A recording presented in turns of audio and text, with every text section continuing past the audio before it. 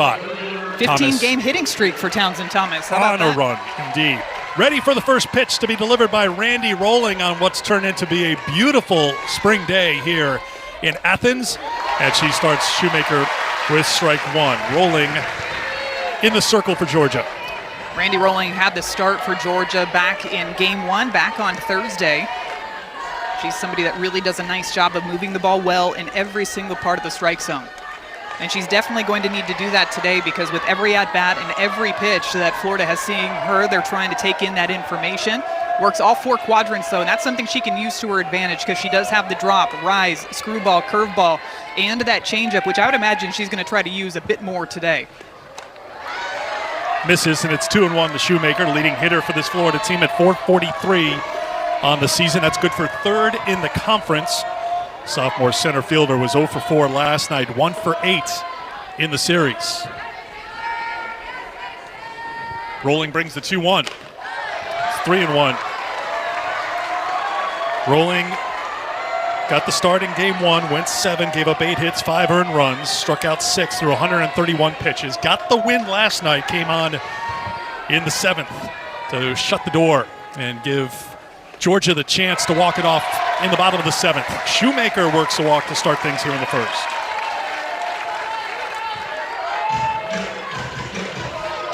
And to say that Randy Rolling was fired up at the end of last night's game, Eric, might be a huge understatement because she was walking off the field, cheering on her teammates, firing up not just her team, but the crowd too. The crowd was into it.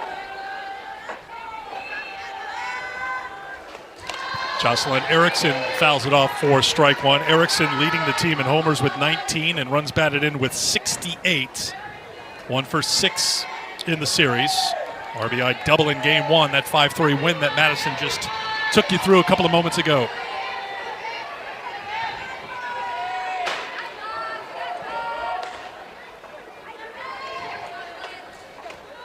That's off the plate. It's 1-1.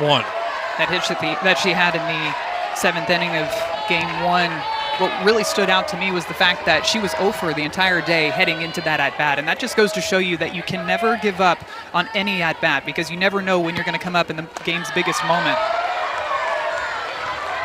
Scooped by Miller behind the plate. And once again, Rolling behind the count. And Miller will go out and chat with Rolling. Also, Emily Digby, the shortstop, coming over. A player-led conference in the circle here. And I'd imagine, too, this has a lot to do with the fact that Randy Rolling just hasn't consistently hit the strike zone. This is not the time of the game where you want to start putting free passes on board, especially with Townsend Thomas coming up in that 4 spot. She is hoping to come up with people on base, and you don't want to just give up those free passes to set the table for her.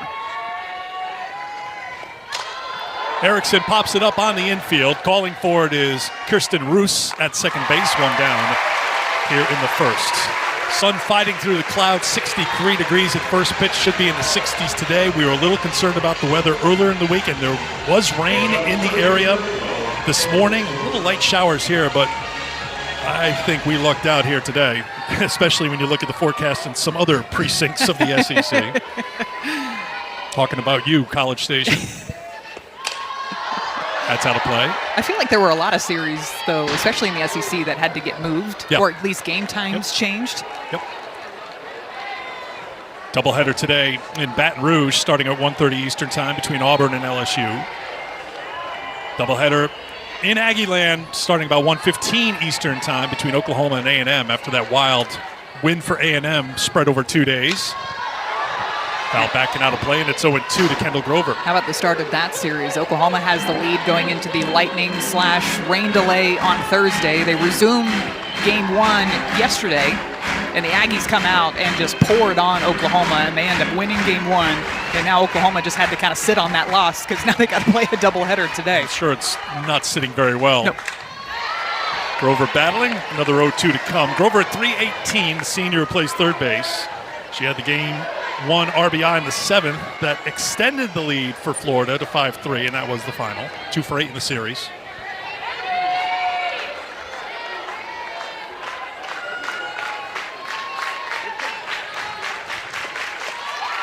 Another one scooped up by Miller. 1-2 now to Grover.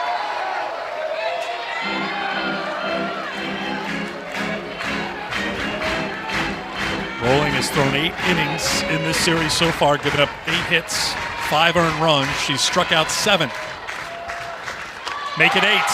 2 down. I think some of that passion and energy from last night is carrying over into today's game. Randy Rolling goes back upstairs with this rise ball. A really uncomfortable, hesitant swing by Kendall Grover, and that was set up by the pitch before. Drop ball down in the dirt. Now, she missed it for a ball, but you could tell by her reaction that she really liked the location, the movement of that pitch, and the way that Marissa Miller picked it out of the dirt. Jammed. Thomas back over behind first, and Gabby Novickas can't hold on to it for the final out. So it's strike 1 to Thomas. Take another look at this play as Novickas is going back for it. Looks like it's right in her glove and just kind of spins out of there at the last moment. With the way that Townsend Thomas has been swinging the bat, that could be a huge misplay down the first baseline.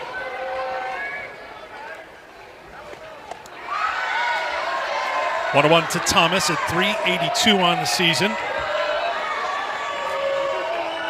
Redshirt freshman in the first 9 games of the season was 5 of 25 at the plate, but she has picked it up, actually hitting .382 in conference games. So overall at .382 in conference, and she's brought that overall average up. And she can do so many things from the left side. She can slap, she can bunt, and she can hit with power. And when I say slap, it's a power slap. She is swinging the bat with some serious authority when she is walking through that batter's box. Like that cut right there, she was looking to send that one all the way out into the trees. And I find, too, she almost gets better as the at-bat goes on. She's really, really good with 2 strikes. I double-checked it this morning. She's batting .333 this year in 2-strike counts. It's where she is right now. Here comes the 2-2 from Rolling. Slow roller foul. He talked about her hitting prowess. We also know she can make highlight reel catches in the outfield. Absolutely. Sports Center top 10 highlight reel catches. Saw that Tuesday. Maybe we'll run that back when she's in the field in a little while. It's worth seeing again, ending that game against the Seminoles on Tuesday. Especially because it looked like if that ball drops, Florida State was about to tie up the game. Good AB by Thomas. Count is full at 3-2. So with 2 down, Shoemaker will be off with the delivery by Rolling.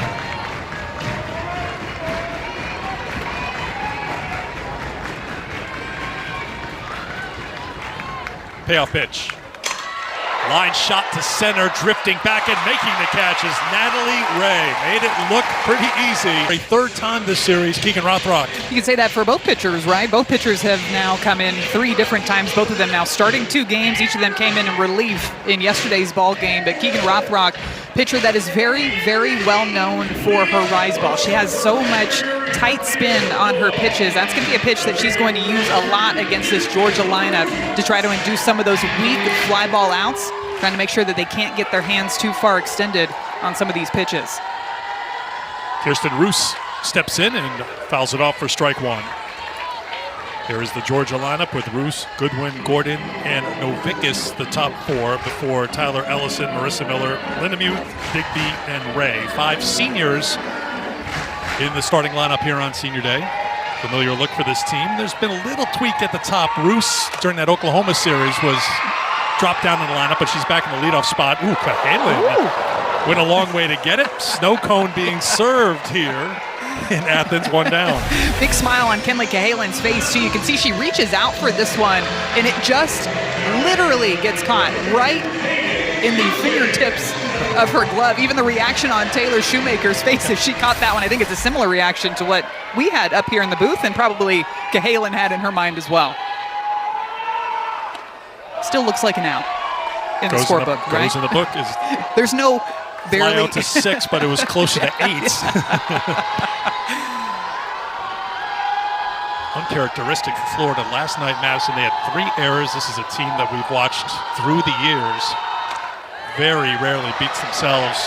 Excellent defensive team, but 3 errors gave a total of 20 on the season after last night. And a couple of outfield miscues, too, which is even more rare to find. And those miscues were something that Georgia was able to capitalize on and kind of build some momentum off of, I think, part in which, to your point, Eric, is the fact that this is a team that just barely makes those types of mistakes. You think about it historically, looking at Florida's defense, they're just a team that does not beat themselves. So you almost feel as an opponent, when you come in to play Florida, you have to be perfect.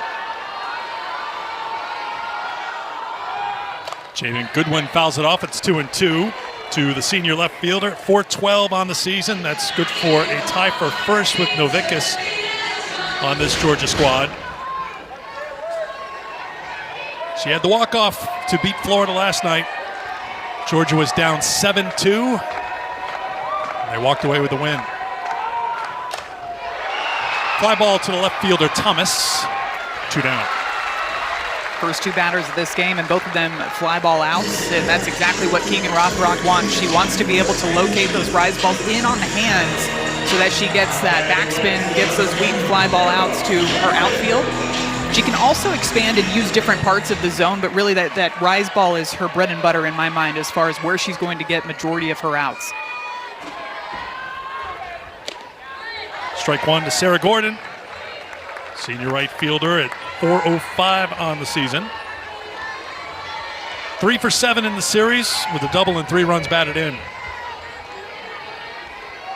That double, her team best 16th on the season.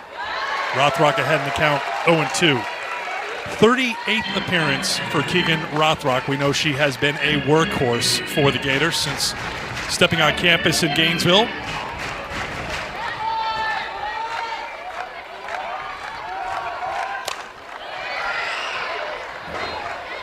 .26 wins, opponents hitting .190 against the junior. Had a no-hitter against South Carolina in conference play, the 3rd of her career. Game 1, went the distance, gave up 6 hits, 3 earned runs, struck out 5 through 109 pitches. Comes inside and misses, ball 1. And she'll be right around 70, 71, 72 is top end of her zone, right? Yeah. I just was laughing because I feel like we hear 70 so, because if you miss that ball, there's a chance that that ball could roll all the way to the wall, and all of a sudden that runner at first base has a chance to score. But she went for it, and it paid off. An incredibly athletic play out there in left field, and she's making it look easy again today. On to the second inning. Kenley Cahalan leading off for Florida. 1 for 5 with a couple of walks in the series. 1-1.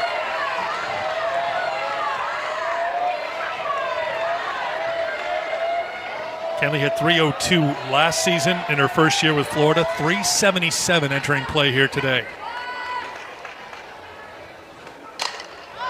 Slicing foul. Looks like it's going to be just enough room for Goodwin to get it. We're seeing some web gems here early in Athens. I think we should add to our scouting report, early scouting report here in Athens very quickly. Do not hit it anywhere near left field, whether Florida's on defense or Georgia's on defense, because those outfielders are covering some serious ground. Off the bat, I thought there was no way that thing was going to even stay in play. That's a great play by Jaden Goodwin to get that out. Florida came in tied for first in fielding percentage in the SEC and the country. Georgia's had a good year in the field as well, though. Tied for 5th in fielding percentage entering play today. 24 total errors. They had 2 yesterday. Ava Brown has had a good series at the plate, down the count 0-1.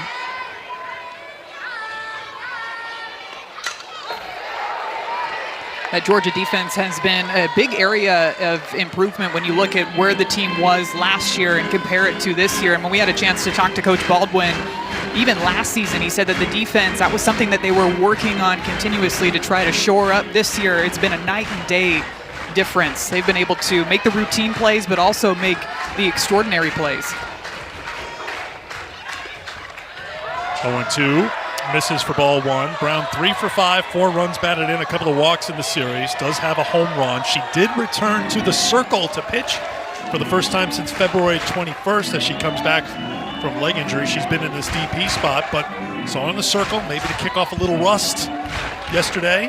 We'll see how much she's able to go in the postseason. Two-way player for the Gators. Squibbed foul, wide of first. She's still been able to do damage, though, up at the plate. Home run already in this series. pretty remarkable, too, when you look at the fact that she missed so many games at the beginning part of the season, and I had the opportunity to call Florida when they were at Arkansas earlier this year, and at that point, Coach Tim Walton said that she had just been standing in bullpen. She was just watching live pitches, hadn't actually taken a swing yet, and then all of a sudden, the next thing we know, she's out there in the lineup. Brown goes down on strikes, second strikeout for Rolling, 2 down. Working this pitch up and inside. It's another one of the rise balls up and underneath the hands, kind of similar to the pitch that we saw Kendall Grover strike out on earlier in the game. She goes back to it there and racks up her second strikeout of the afternoon. That's 117 on the season for Rolling,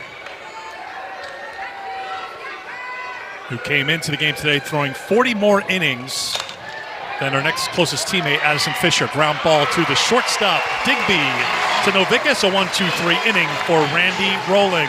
Some memories of not just my own senior day, but also being able to go out there and play catch with my dad when I was younger. They had teams lined up, as you saw, just outside the infield dirt, and on the warning track, they had another parade of dads and daughters, so a lot going on here at the Jack today. 0-2 the count to the freshman, Gabby Novickus.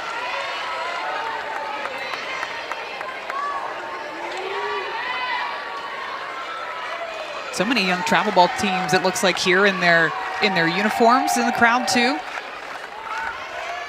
Getting a chance to watch this huge SEC rivalry. Really does feel like postseason. I know postseason is next weekend, but it really does feel like it's here already. It's here.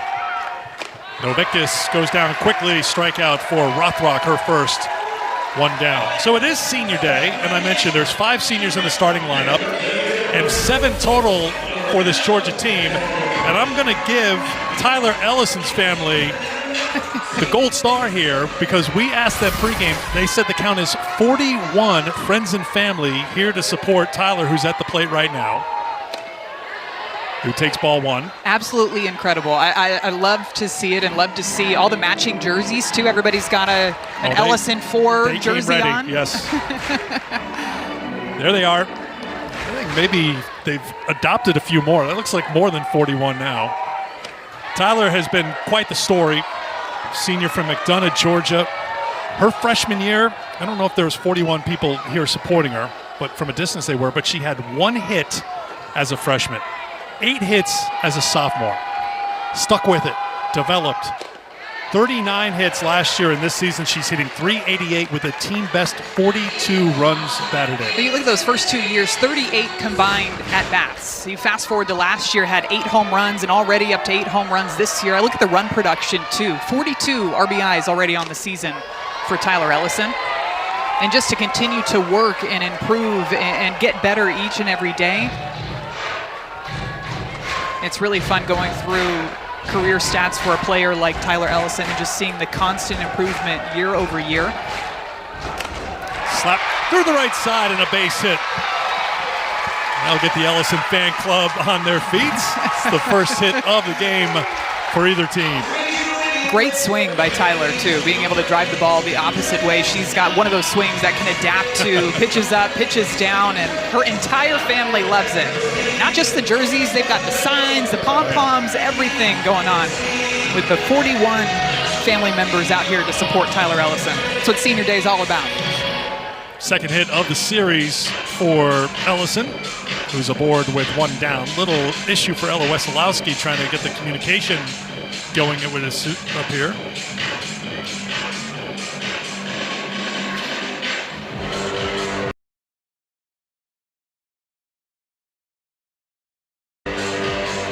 It is loud in here. You got to make sure that you can hear those signals coming in from the dugout. Plate umpire Alex Lee. Scott Merritt first, Tatum Stokling at third. Here's Marissa Miller. Senior catcher takes strike 1.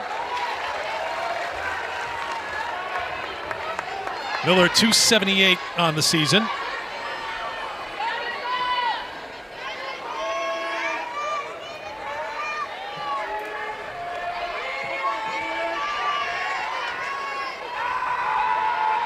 Season co-champs in the SEC.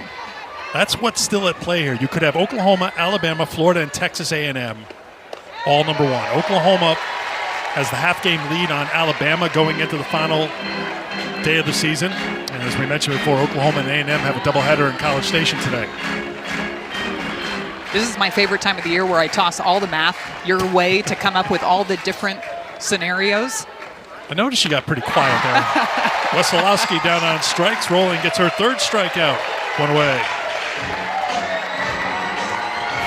Randy Rolling doing a great job out there in the circle. This time she works with that screwball that has a bit of arm side run to it, and it's moving up in the zone away from the right-handed batters. Continuing to get more and more fired up as this game goes on. I like how she's expanded both directions too with her pitches. Doesn't just rely on those curveballs going into the right-handed batters, but will also have pitches that will break the completely opposite direction. Number 9 hitter, Gabby Comia, sophomore second baseman at the plate. 342 on the season. Takes the ball, it's 2-0. 1 for 6 in the series. That one was an infield single in game 1 that got Florida started. She came around to score to put Florida on top 4-3 in that 7th inning. There's a strike, 2-1.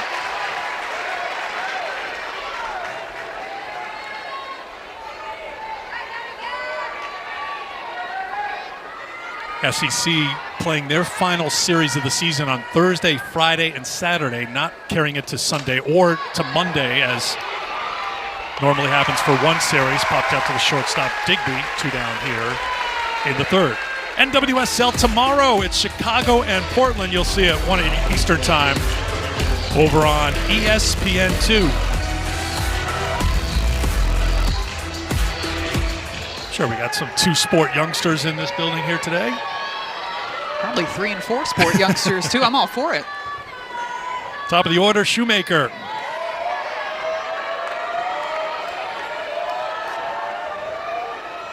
Walked her first time.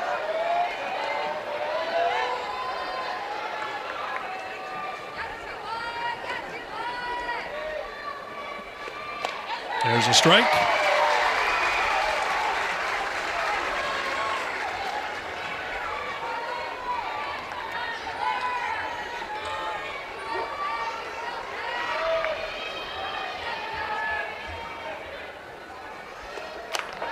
Two and one.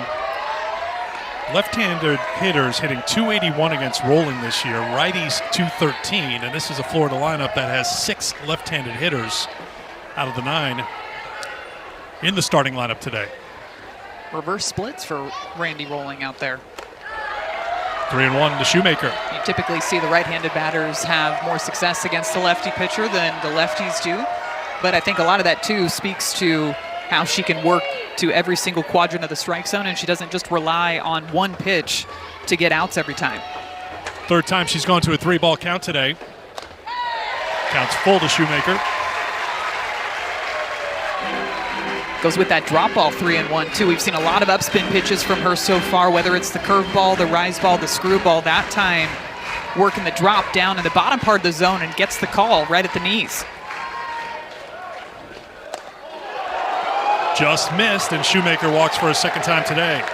Goes right back to pretty much the exact same spot. That time doesn't get the call on it, but I like the location there. Not all walks are created equal, and I think this is a really good location to throw to somebody like Taylor Shoemaker, who has so much power. And to me, it looked very similar, if not the exact same, to the pitch prior to that that was just called a strike. Rolling once time. Here's Jocelyn Erickson. Popped out her first time. Shoemaker's walked 3 times in the series, but Erickson and Shoemaker combined are 2 for 15 in the series. We talked to Tony Baldwin before the game about one of the keys to the series for Georgia was trying to keep that 1-2 punch at the top of the order quiet, and he has to like what he's seen so far. Yeah, I'd imagine, too, when you're doing a good job of figuring out a way for both of those batters to... And what you can do, too, when you look at an entire series, you take into account where the pitchers are throwing you in game 1, where they're throwing you game 2, and you can use that as your game plan when you come into game 3. With the way that the infield and the outfield was shifted, they were playing Jocelyn Erickson to pull. They were trying to jam her up on the inner half. And Jocelyn Erickson, instead of taking that pitch, just goes for it, brings her barrel up to it, and drives it off the wall down there in right field. RBI number 69 on the season for Erickson. And that 1-2 punch at the top of the Florida lineup held in check for a couple of games, but not so far here today. Shoemaker on base twice. Erickson delivers the RBI double to make it 1-0 Gators. Another 2-out RBI for this Florida Gators team, too. First 7 runs yesterday were all scored with 2 outs, and that 7th inning in Game 1 where they won, those were 2-out runs. I'd imagine Coach Tim Walton is very thrilled with the 2-out production. Sometimes when it comes time to postseason, you have to be able to come through with the timely piece of hitting, and it might come, your opportunity might come when you've got a runner on with 2 outs. Grover got all of it. Lindemuth, who's an outstanding third base. They had the series with Texas that was tight, right? Went extra innings in Game 3 to decide the series. The Longhorns picked up the win after getting a 6-3 win in 8 innings in that third game. Then they were at Oklahoma after getting run ruled in 6 in Game 1. 2 tight games, 3-1, 6-5. They were up 3-0, but lost 6-5, and now they get Florida. Happy end of the season. Happy end of the regular season to Georgia. Here is Florida and Oklahoma and Texas in the last 3 weekends. Texas 5th ranked in the country when they played. Oklahoma ranked 1st, and now Florida ranked 8th.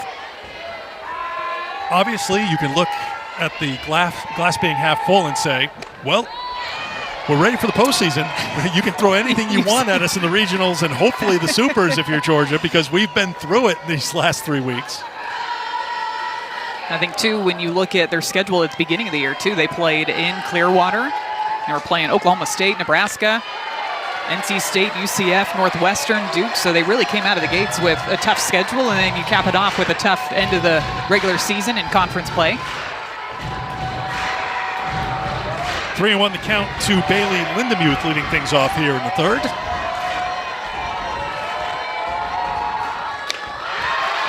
Leadoff walk, second base runner for the Bulldogs.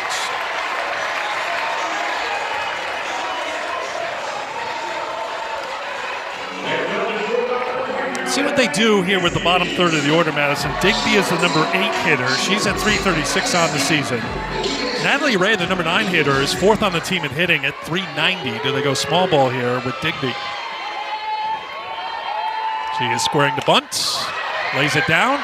It's fair ball, and it's a successful sacrifice by Digby. Lindemuth, the second one down. Well executed by Digby as well, because you know when you're facing Rothrock, she's going to try to get you to pop up that bunt with some of those rise balls at the top of the zone, but she was very intentional about getting her barrel on top of the ball right over to Kendall Grover, who for a second looked like she was going to try to throw to second to get the lead runner, but instead decided to throw across to first base to get that sure out over at 1. So here is Ray, the senior center fielder, transferred over from North Georgia.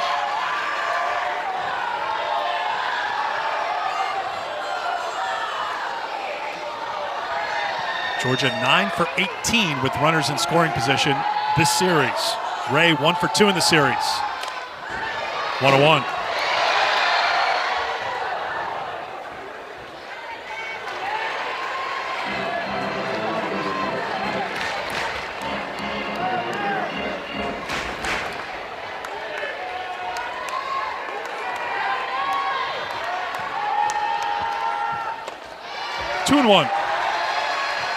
Natalie, a one-time SEC Player of the Week this season, back at the end of March, hit .714 in a 4-game stretch, highlighted by a grand slam in the Kentucky series. 3-1. You can see with Rothrock in this at-bat, some of those pitches just missing their spots. Looks like that one was supposed to be located up and inside to Natalie Ray, and instead kind of falls out of her hand. It misses arm side, and because of that, pitching coach Stephanie Van Brakel of Pro Throw is going to come out to have a chat with her battery just to try to get Keegan Rothrock back on track here. While they talk, I can tell you that we have a Major League Baseball doubleheader Thursday night on ESPN. Rays and Red Sox get it started at 7 Eastern time, then the Cards and the Pods at 10. Catch both games on ESPN, also available on the ESPN app. So the conversation in the circle continues. Tim Walton brought together the infield while the battery was talking with Stephanie Van Brakel pro throw.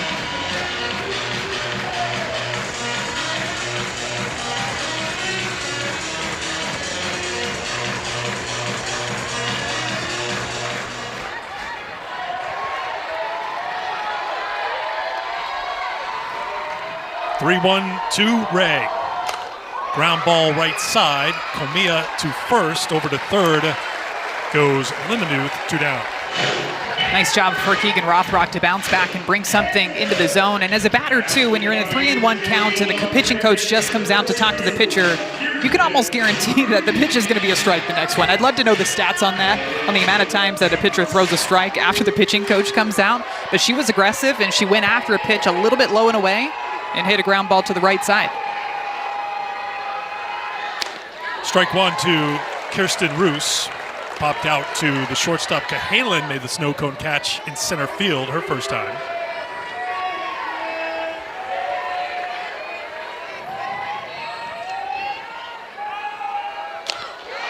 One and one.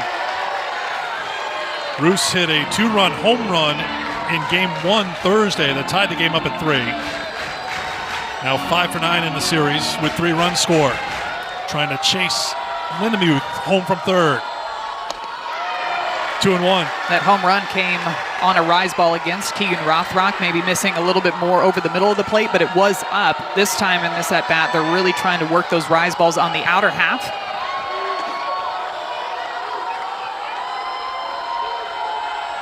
Another great piece of hitting by Kirsten Roos. We had just talked about how they were trying to work her away, but her barrel was ready for anything that was going to be middle and inside. She was going to turn on it. She was going to drive it down the line.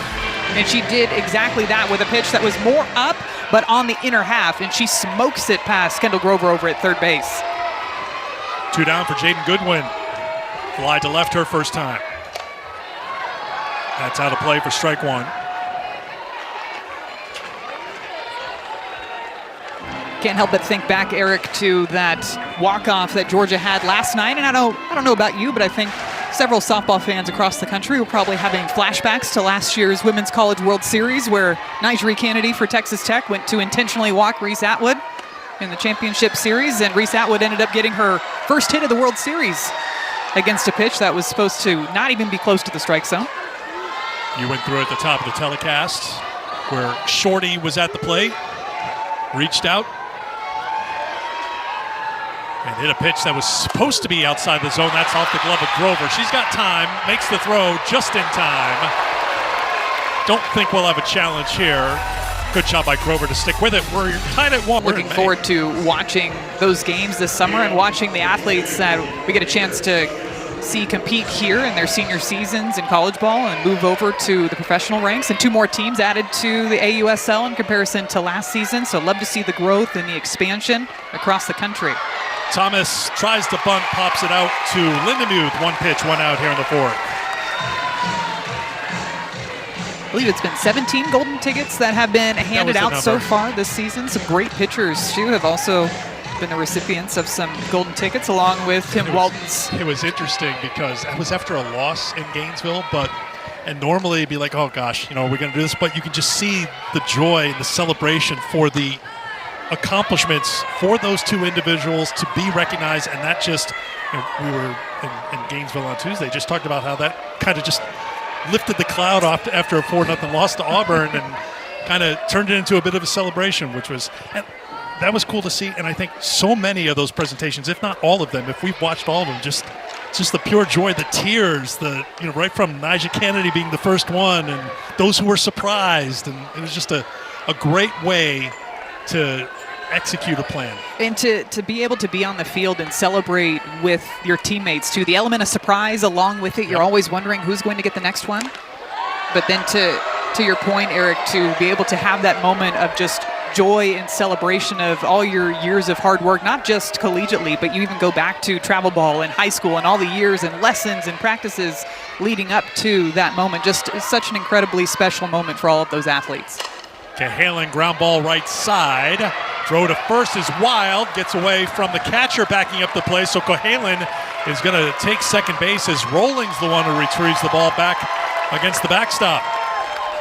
Looked like trouble was brewing right off the bat as it was grounded a little bit into no man's land. Georgia got caught a little scrambly here.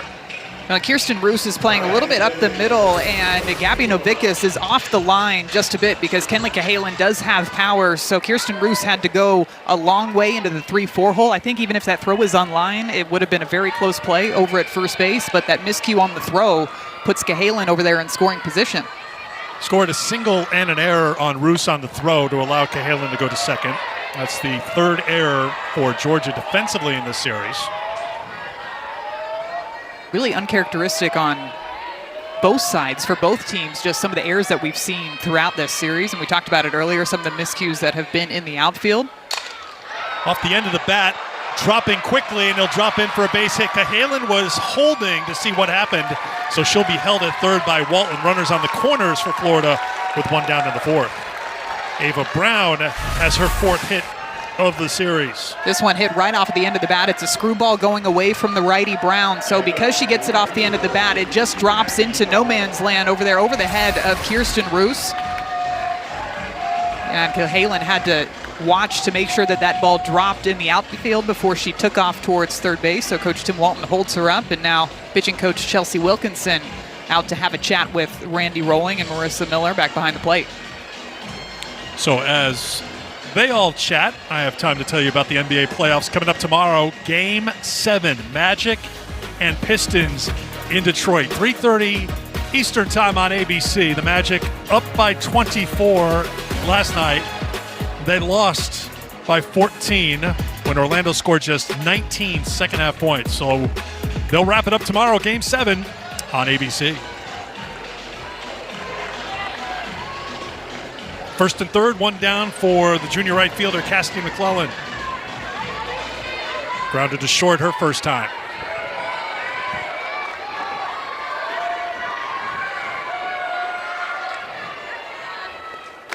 And misses for ball one.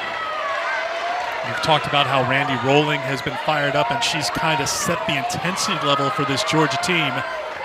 She's going to have to battle right here in a 1-1 game, and Florida threatening.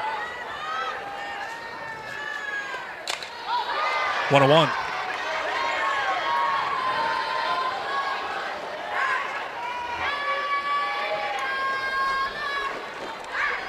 McClellan 2 for 6 in the series. Eric, I'm kind of keeping my eye on this defense here. Remember, Ava Brown over at first base had dealt with an injury throughout this season, so I wonder if she's not going to be on the move here. I'd almost be tempted if I'm working defensively for Georgia, maybe having the middles play a little bit further back, seeing if you can roll up a double play to get out of this inning if you were to get a ground ball more up the middle. But it does look like Emily Digby over at shortstop is playing in to cut down that run from scoring. Rolling brings the 1-2. Gets the strikeout. 2 down, and you can see some of that fire after the strikeout. You know what's better than a ground ball out? A strikeout for Randy Rolling. Goes back upstairs with this rise ball. They're going to keep chasing at it. You go ahead and continue to keep climbing that ladder higher and higher to get the big swing and miss. And the second out of this inning, although the second out has been with both teams have scored their runs today. Here's Ella Wesolowski, struck out her first time. Rolling starts her with strike one.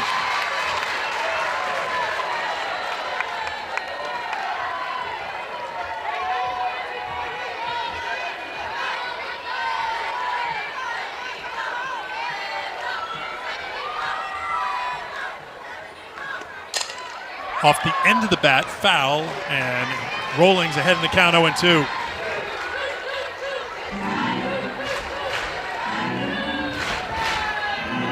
Florida opened the scoring last inning in the third. Shoemaker walked. She was brought in by Jocelyn Erickson with a 2-out double. Here in the fourth, first and third in a 1-1 game. Rolling a strike away from getting out of it. Popped up on the infield. Roos, second baseman, calls for it. And Georgia, led by Rolling. Mentality. And I think, just the ability to, we scored a ton of runs with 2 outs. So it just tells you a little bit about not only the grittiness, but the toughness that we've shown this weekend. We've scored, most of our runs with 2 outs. Right. And the toughness, too, looking back to game one for Jocelyn Erickson, she comes through after being 0 for 3 with a big hit for you guys late in the game, comes through again today. What is it that leads to her success that you see on a day-to-day basis? Well, it's just constant self-reflection. You know, you look at where she was at on Thursday, and then last night and where she's at today. She just does a really good job. She's a competitor. But self-reflection, just figure out where you're at. What do you feel like? Are you connected? Or does your body feel like making good choices at the plate, swinging at good pitches, so things like that. So I think the self-reflection, big-time competitor. You know, at times that can get in the way of a lot of people, but I think she's done a really good job being able to manage just as how and what type of tiny little tweaks she makes. Tim, thank you. Best of luck in the postseason. Thank you, guys. Coach. Thanks for having me. Appreciate it. Go Getters. I just wrote that down, by the way. Self-reflection. Ooh, I should try that. I really like that term, though, because instead of, going back through and being super critical of maybe your performances or nitpicking, but kind of just getting a feel for what did things feel like, how did that swing feel like, or how did that at-bat feel like, and using that to give you information as you go through. That's the benefit of a 3-game series, right? You can use every single pitch to your advantage. Ground ball, gloved by Grover. It's a fair ball to throw across the first, not in time. And Sarah Gordon is aboard to start things here in the fourth. Thought for a second that Kendall Grover had this play over at first base. She has been working over there at third. Dives over across the foul line, picks it up, throws from her knees in the stretch by Erickson over at first base. Just not in time, but a very, very good defensive play.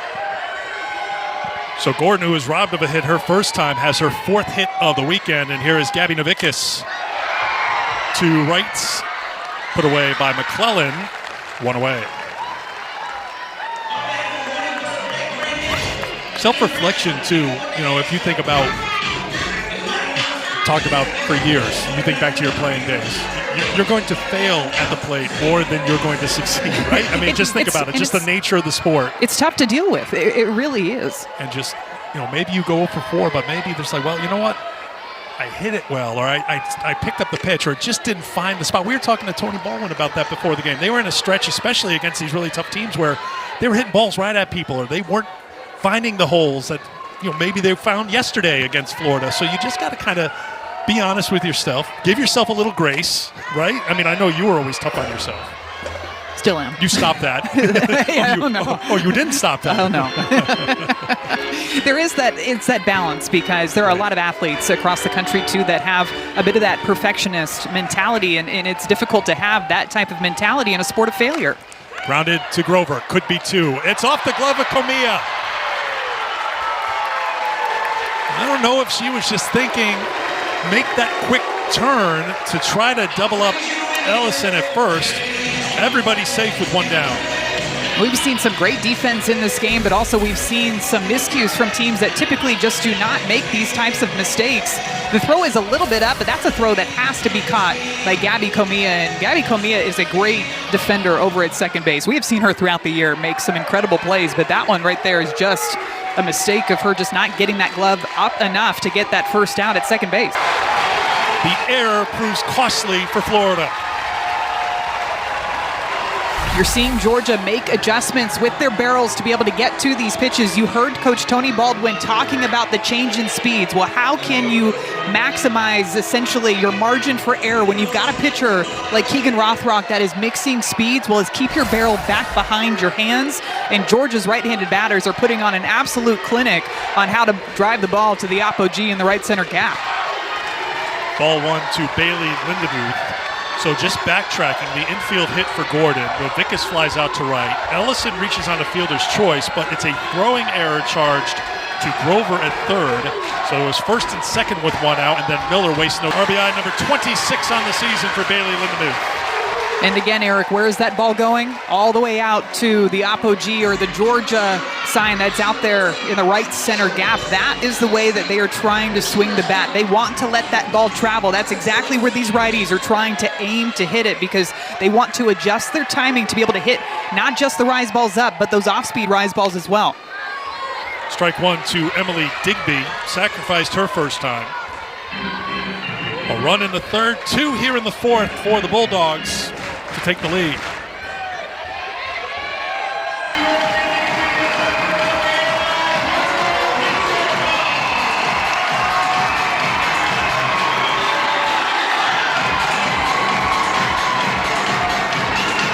each and every one of the swings that these Georgia batters have taken in this inning, they are wearing down Keegan Rothrock. They are forcing her to try to throw different pitches because the righties were driving the ball the opposite way on those rise balls and curve balls away. Keegan Rothrock comes back with a low rise ball, and Emily Digby gets barrel more out in front and blasts that one out of the yard to the left side of the field. Ray with the ground ball to the shortstop, Halen to first.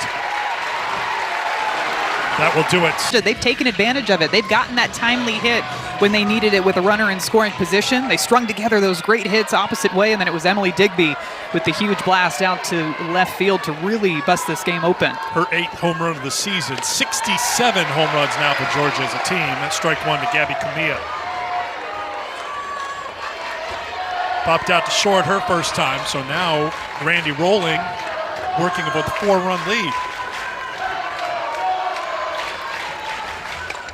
Line shot foul.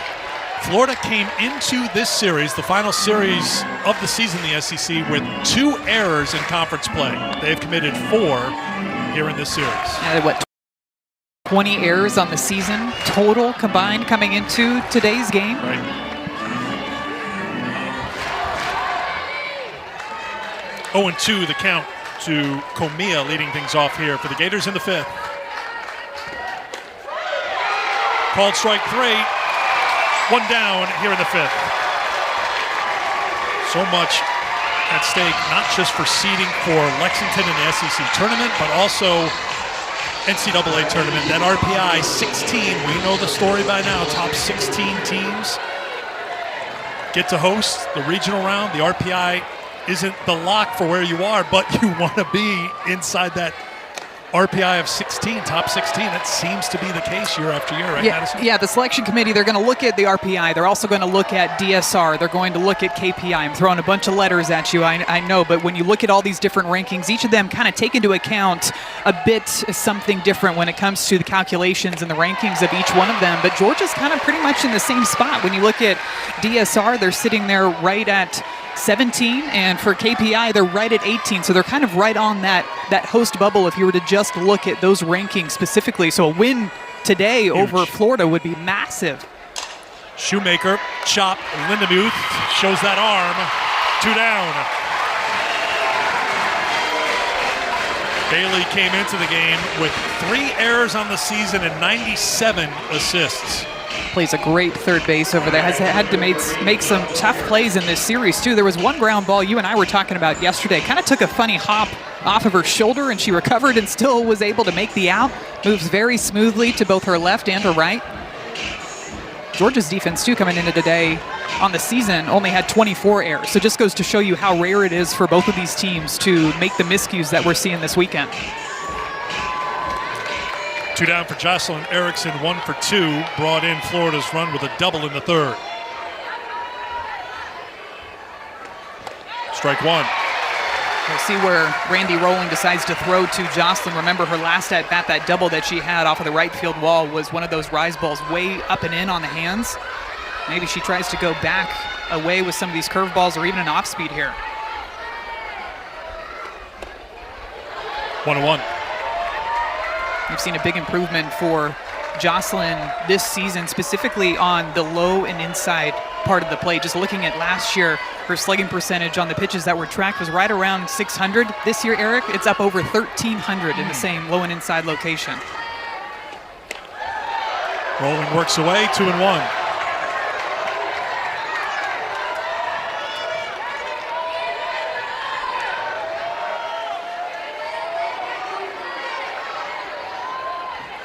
Full house here at the Jack in Athens, closing out the regular season. Erickson lifts it down the line and right, just foul.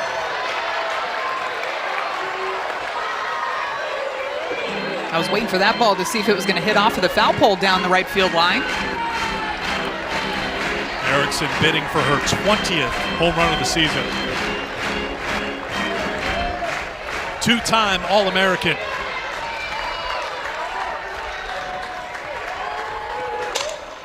To the shortstop, Digby to first. 1-2-3 inning for Rolling. She's retired 5 in a row. Georgia up 5-1 after 4.5.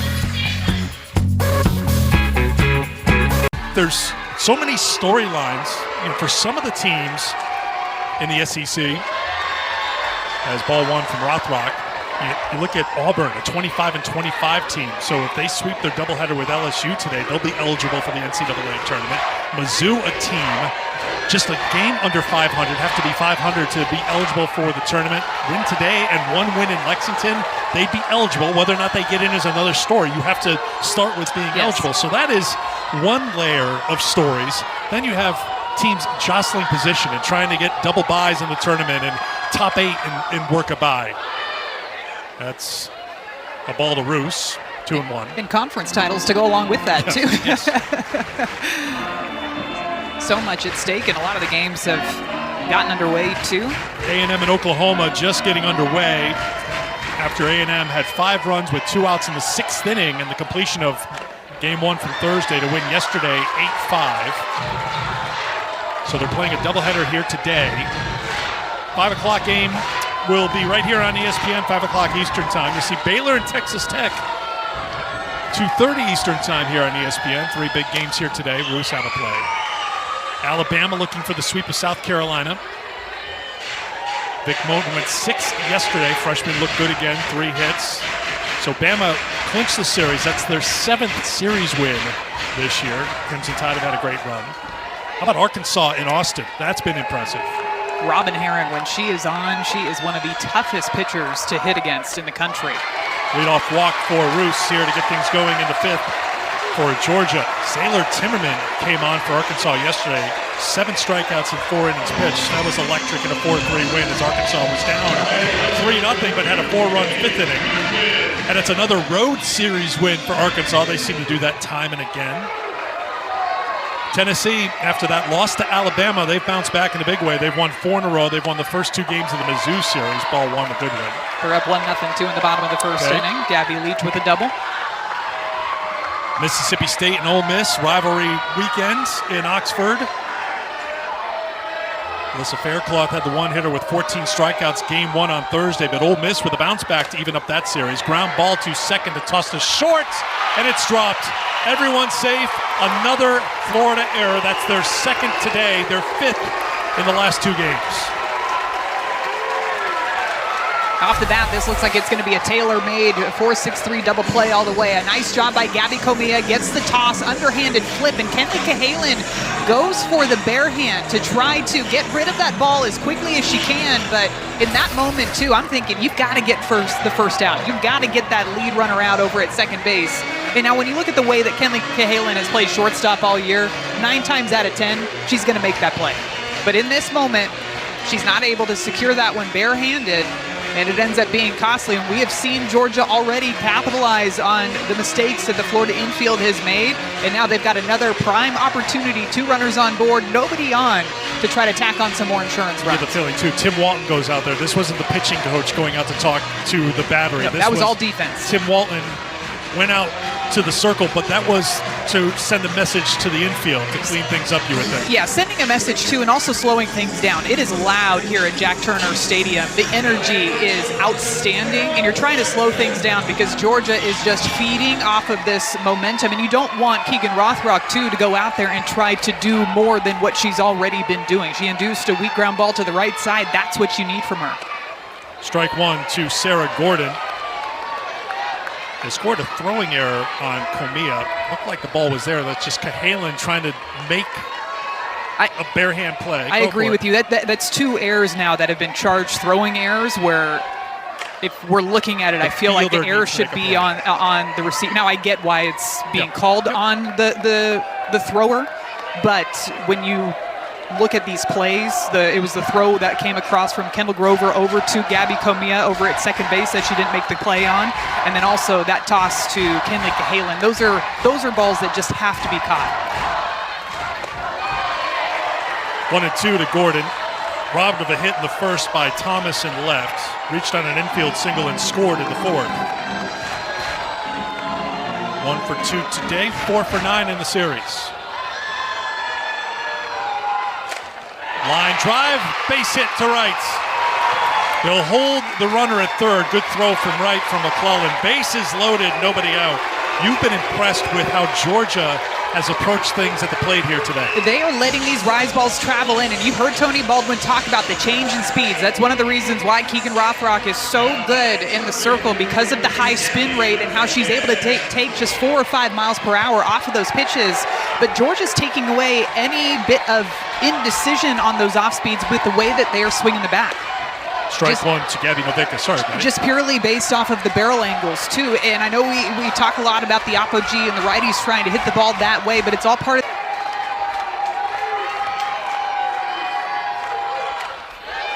Back out over the plate, fouled off by Novickis. Freshmen enter today tied for the team lead in hitting at 412 with Jaden Goodwin.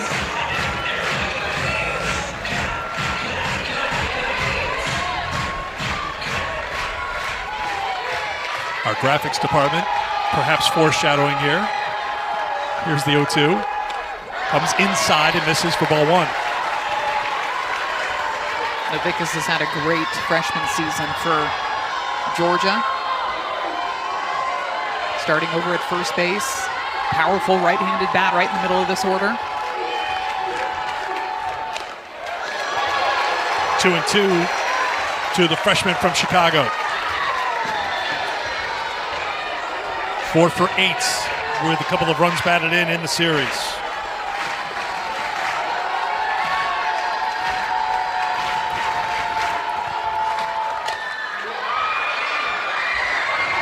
Foul ball. I think it was off Novickis. She didn't go anywhere, just took a moment to get the call.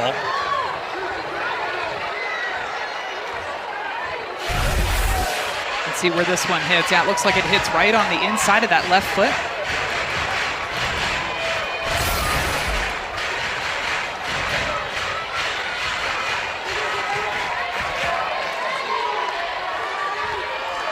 Another 2-2.